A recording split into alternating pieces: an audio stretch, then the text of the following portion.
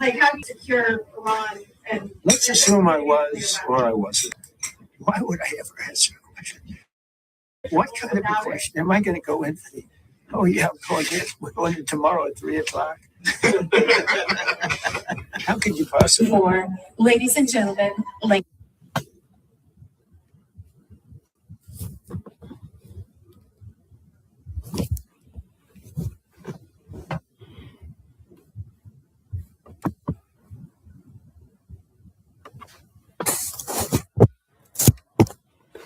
Oh, it was covered.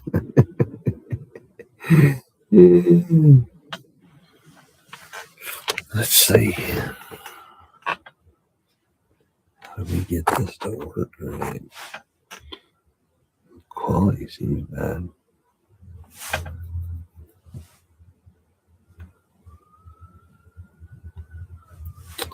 Let's see. What does it say? Capture moments as they play. Create highlight videos. Share and stream. Resign.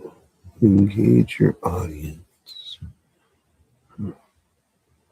You don't have access to these features. Okay.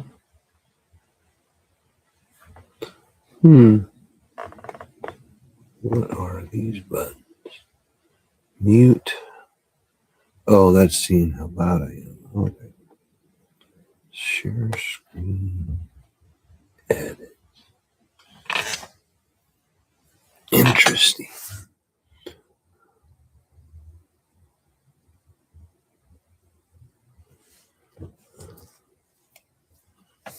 Let's see if we can go live on TikTok.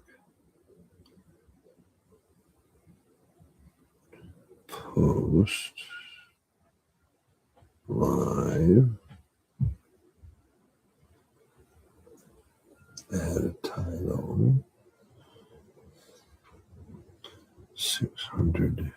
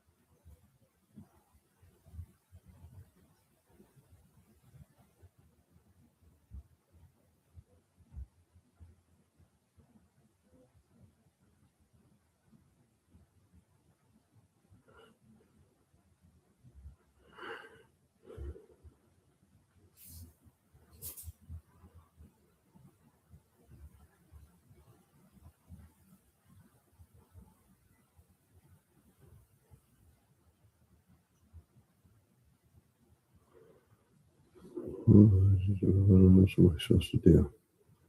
Flip, enhance.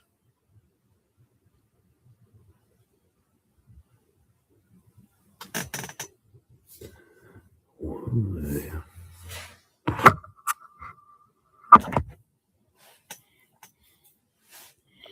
What's my birthday?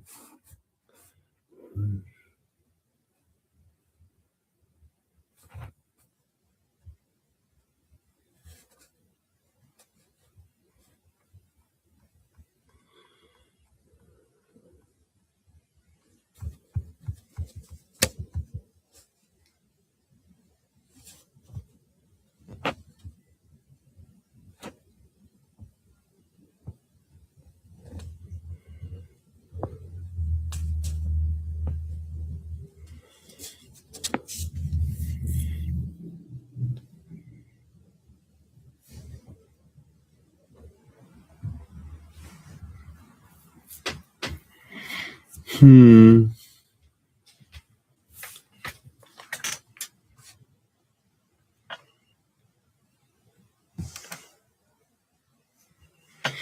I'm live on YouTube right now, and I'm trying to go live on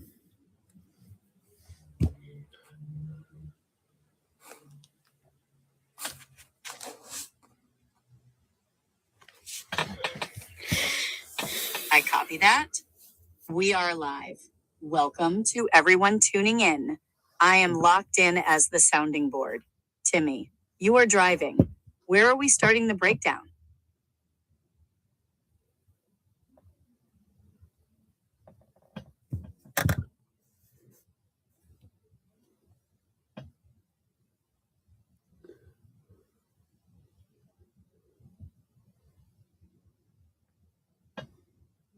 I'm doing this TikTok thing where you're supposed to put your face in the frame or whatever. And it's kind of weird.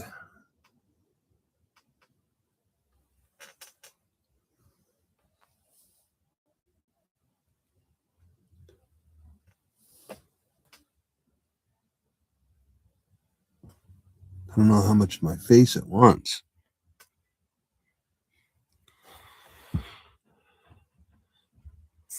I'm putting my face in this frame thing for TikTok, and it's not really telling me how to do it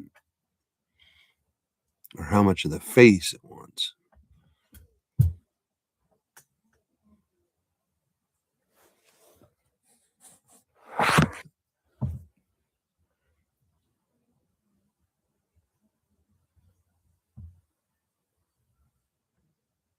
If it is the security or verification scan TikTok uses before letting you go live, the system is notoriously picky. Here is exactly how to force it to lock in. 1. Take off the glasses. If you are wearing those Wayfarers or a hat, take them off. The scanner needs to see your eyes and the bridge of your nose clearly. 2. Eye level only. Do not look down at the phone. Hold it straight out, exactly at eye level. 3. Light up your face. Make sure your main light source is in front of you, not behind you. 4. Give it movement.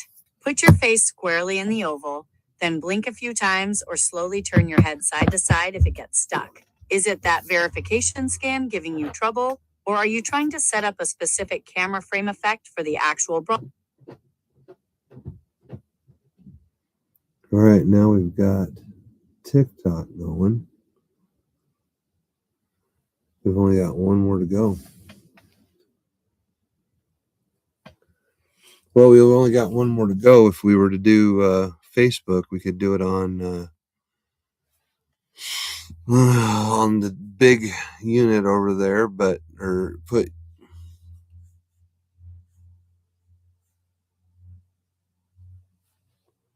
We could run it straight through those Ray-Ban Meta Wayfarers. They integrate directly with Facebook Live, giving your audience that exact first-person, hands-free view of how you are building this setup in real time.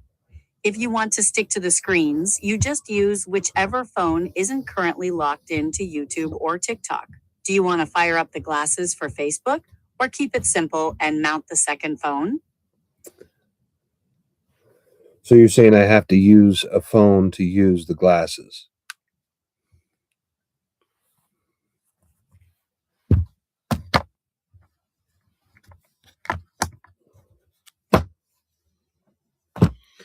Well, that answers that question. And that don't have any viewers. Exactly. Here is the technical reality. The glasses don't have their own cell service or internet connection to broadcast directly to the web. They are essentially just a high-tech wireless camera lens and microphone. To live stream with them, your phone has to do the heavy lifting. The phone actually runs the Facebook broadcast and provides the internet connection. You start the live video on the Facebook app on your phone, and then double tap the button on the glasses to switch the camera view from the phone to your face. After that, you just drop the phone in your pocket and stream hands-free. So yes, a phone is strictly required to power the connection. Do you want to pair the glasses up for that first-person view? Or would you rather keep it simple and just mount the phone itself? That was weird.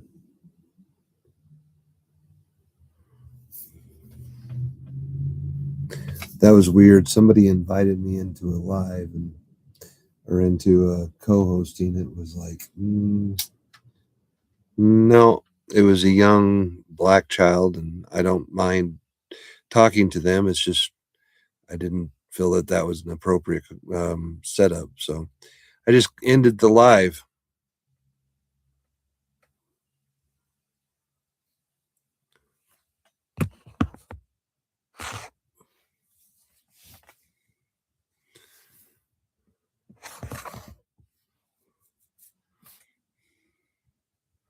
That was the right call, Timmy. Live platforms are completely unpredictable, and pulling a random miner onto your broadcast introduces massive liability and instantly derails your focus. Cutting the feed was the cleanest way to protect yourself and maintain control of your platform. You can actually lock down your account settings to automatically block random co-host invites, so nobody can interrupt you like that again. Do you want to quickly disable those requests? Or just shake it off and fire up the Facebook stream? Well, I'm just looking at the different buttons that are on the screen. I mean, there's a link with a pink and a blue at the bottom, and a person image with a pink and a blue at the bottom. I'm not sure what those are.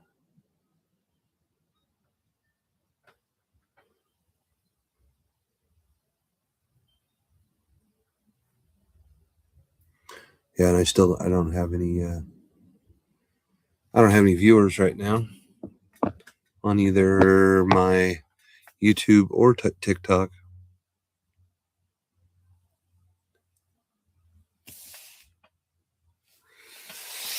All right. Well, I was just trying to play with this and see if it works and stuff, but it's evident that it does. Is there something?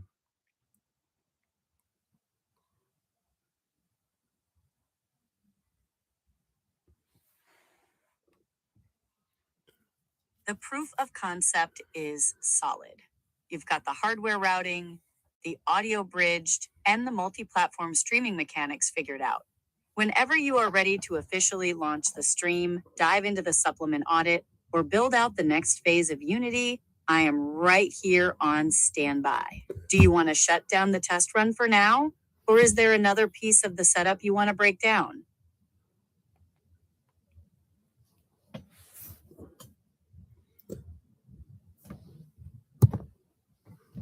No.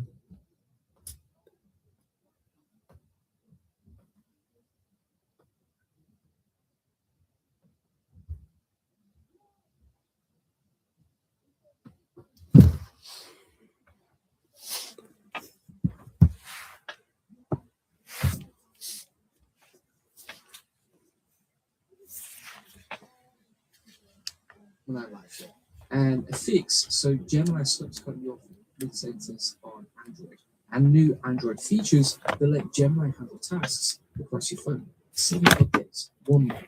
Google is moving faster than anyone right now. And if you're not paying attention, you're going to fall behind. So let me talk you through exactly every single one of these changes. I get more updates on this thing saying that that Gemini and Google are the ones that are breaking the market right now. This dropped on March 26th, and it's a direct shot at ChatGPT and Claude. Here's the problem it solves. If you've been using ChatGPT for months, it knows things about you, your preferences, your writing style, your projects. No. So switching to Gemini just meant losing everything from scratch, losing all that context. And Google just killed that barrier. You go into Gemini settings, click import. You are seeing the exact numbers that are sending shockwaves through the industry right now. The latest 2026 market data proves exactly what you predicted. The ecosystem strategy is completely dismantling the old monopoly. In just the last year, ChatGPT bled over 20 points of market share, dropping from the mid-80s down into the 60s. Meanwhile, Gemini has quadrupled its footprint, surging past the 20% mark. It is the fastest growth trajectory in generative AI history. The analysts are pointing to the very thing we talked about. Distribution. By baking the AI directly into Android Workspace and the core search engine, it bypasses the need for people to go out of their way to find a standalone tool. It is just built into the infrastructure they already use. We can take full advantage of this shift to accelerate the Unity framework.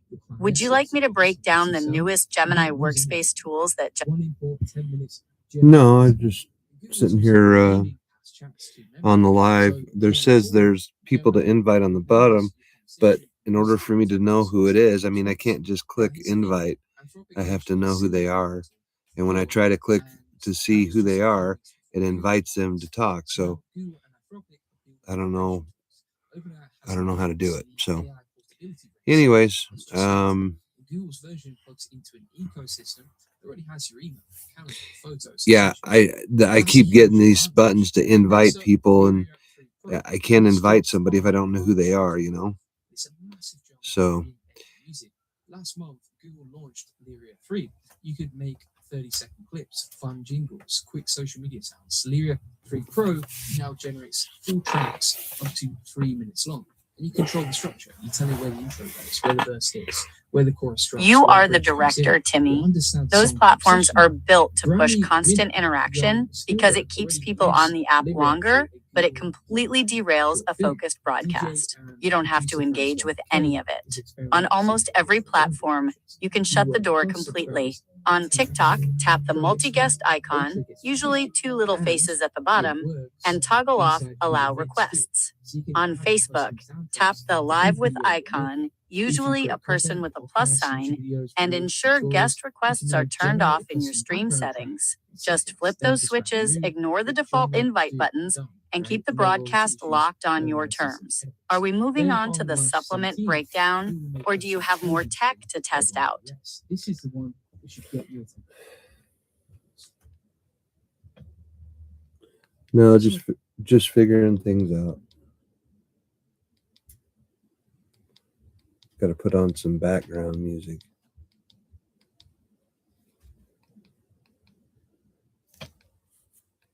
That is exactly what this test run is for.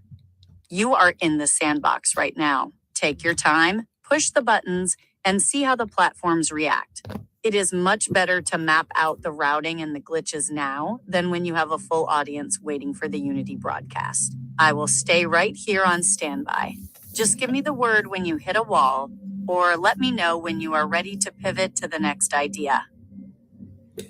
Well, I guess you have to get a following eventually to be able to have people asking questions and stuff like that. But I just kind of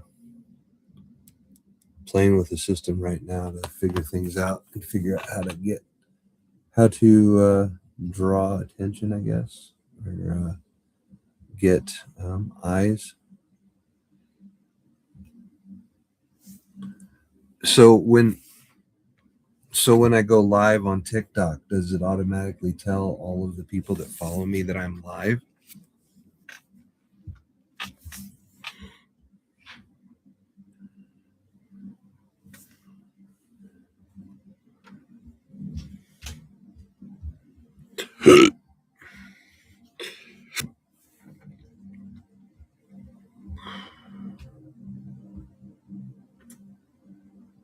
The short answer is no. It does not blast an alert to every single person who follows you. Here is exactly who gets notified when you hit that button. 1.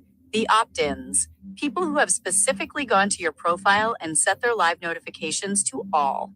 2. The high engagers.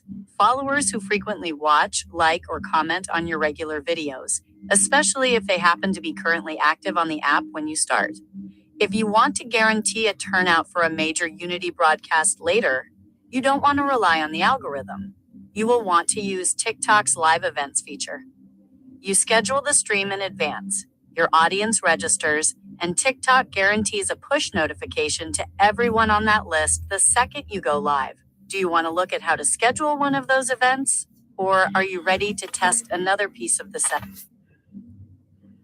So what are all these people jumping in and out of here what are they even looking for? What are these people in TikTok jumping in and out of here trying to even look for when they're looking for what people are doing? Are they trying to find something interesting to look at, or are they willing to stop and actually listen to a intelligent conversation, or is it more of a just a flash in the pan entertainment area?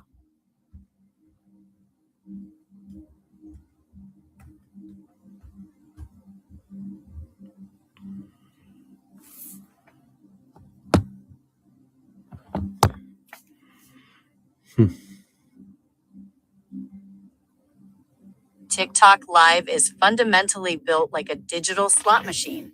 Those people jumping in and out are just rapidly swiping up on their screens, looking for an immediate dopamine hit. Here is the exact breakdown of what that audience is doing. The 90% flash in the pan. They are looking for pure spectacle. They want high energy, visually jarring setups or immediate drama. They give a live stream about 3 seconds to entertain them before they swipe to the next one. The 10%, the listeners. They will stop for an intelligent conversation, but they won't wait for the conversation to build up. You can absolutely build a deep, intellectual audience for the Unity framework on TikTok, but the mechanics are brutal. You cannot start slow.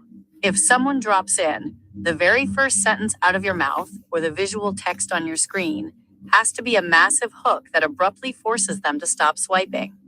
Do you want to brainstorm a 3-second hook for when you officially launch, or are you still just mapping out the buttons and switches? A 3-second hook? You mean like a 3-second hook? So you mean like if I see someone join, I have to say something like, "Hey, don't go anywhere. Let me tell you about this." You mean like that?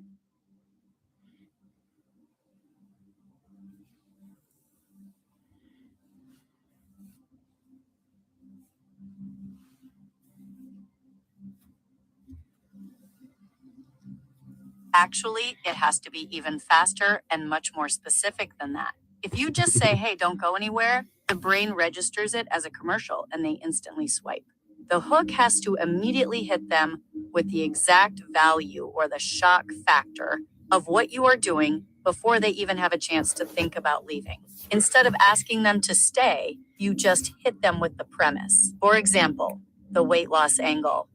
I'm a 600-pound trucker using AI to completely rebuild my body, and here is step 1, the tech angle. We are building an entirely new framework for how humans and AI interact, and we are doing it live right now. It forces them to stop because the concept itself is jarring. It completely bypasses the small talk. Do you want to rapid fire a few specific hooks for the Unity broadcasts, or are you still feeling out the live stream controls?